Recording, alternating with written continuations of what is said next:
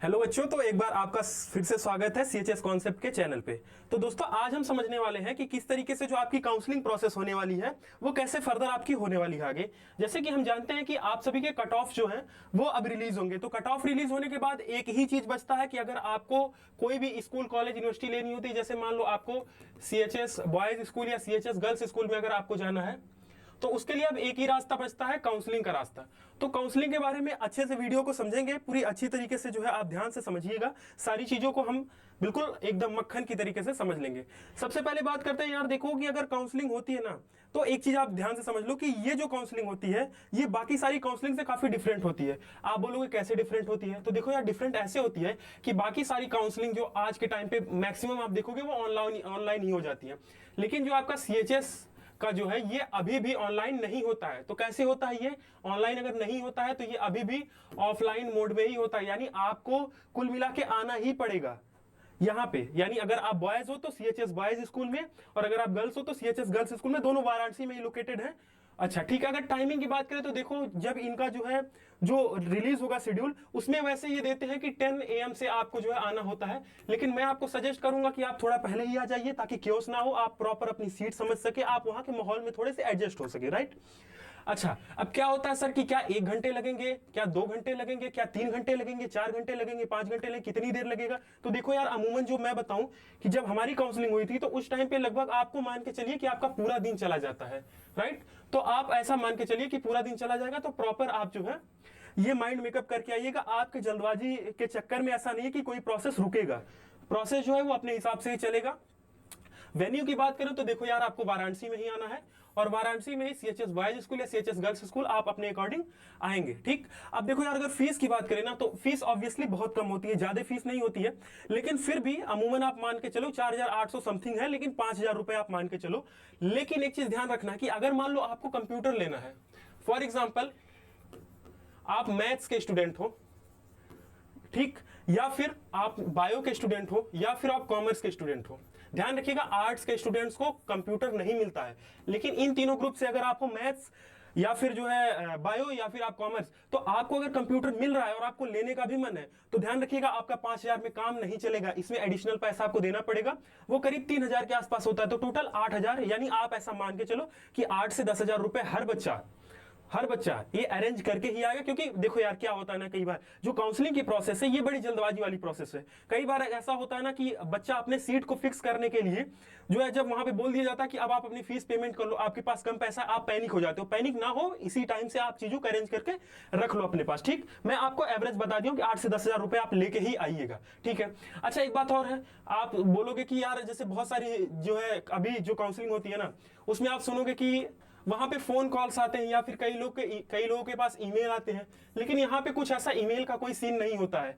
आज भी यहाँ पे आपको प्रॉपर जाके बीएचयू सीएचएस के पोर्टल पे आपको जाना होता है, बीएचयू सीएचएस के पोर्टल पे आपको जाना होता है, और वहां पे सारे अपडेट्स आपको टाइम टू टाइम मिलते हैं। लेकिन आपको सीएचएस इस पोर्टल पे नहीं जाना। क्या करना है आपको इस चैनल से जुड़े रहना है। जब तक आप इस चैनल से जुड़े हुए हो, आपको सारे अपडेट टाइम टू टाइम मिलते रहेंगे, राइट।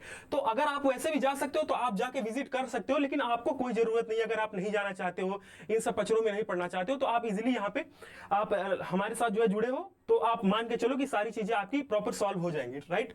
कोई फोन कॉल्स की सिस्टम नहीं है। आपको आपके कट ऑफ के अकॉर्डिंग आपका जितना मार्क्स है, सपोज करो कि आपका मार्क्स अगर जो है फॉर एग्जांपल मान लो इस बार जैसे 100 मार्क्स में ही टोटल हो रहा है, ठीक। तो मान लो इनका कट ऑफ रिलीज हुआ 85 मार्क्स जनरल का, फॉर एग्जांपल, ठीक। अगर आपके मार्क्स 84 है, तो क्या आपको काउंसलिंग में आना है? नहीं आना है। क्या आपके मार्क्स अगर 85 है? आना है, बिल्कुल आना है। क्या आपके मार्क्स अगर 86, 87, 88, 89, 90, 95 है, तो क्या आना है? बिल्कुल आना है। लेकिन ये ध्यान रखिएगा कि अगर आपके मार्क्स कम है तो आपको नहीं आना है, ठीक है। क्या होगा, कैसे होगा, उसको हम अगली स्लाइड में समझते हैं। देखिए, कट ऑफ की थोड़ी सी बात करते हैं, थोड़ा सा और डिटेल में आते हैं। देखो यार, कट ऑफ जो होता है ना, ये कैटेगरी वाइज रिलीज होगा। कैसे रिलीज होगा? ये कैटेगरी वाइज रिलीज होगा, राइट। कैटेगरी वाइज जनरल का कट ऑफ कुछ और होगा, ईडब्ल्यूएस का कुछ और होगा, ओबीसी का कुछ, एससी का, एसटी का, पीएच का सबसे कम होगा, राइट।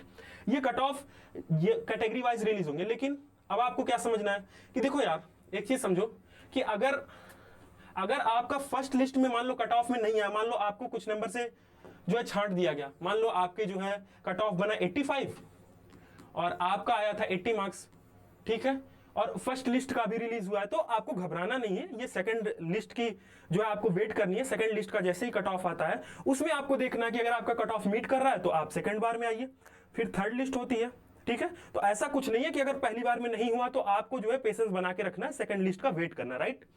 अच्छा, अब बात करते हैं कि चलो ठीक है, कट ऑफ का मान लो मामला सॉर्टेड हो गया, ठीक, कट ऑफ वाला मामला आपका सॉर्टेड हो गया।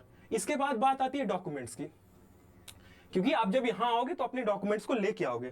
तो देखो यार, डॉक्यूमेंट्स में जो बेसिक डॉक्यूमेंट्स है उसके ऊपर एक वीडियो मैं फिर से बना दूंगा पूरी डिटेल में, आप नीचे कमेंट करना। लेकिन फिलहाल के लिए ऐसा आप मोटा मोटी समझ लो कौन कौन सी डॉक्यूमेंट्स की नीड पड़ती है।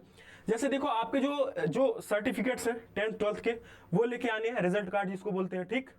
आपको सीसी आपका रख लेना है, कैरेक्टर सर्टिफिकेट, माइग्रेशन आपको अपने स्कूल से बनवा के रख लेना है प्रॉपर, ठीक है।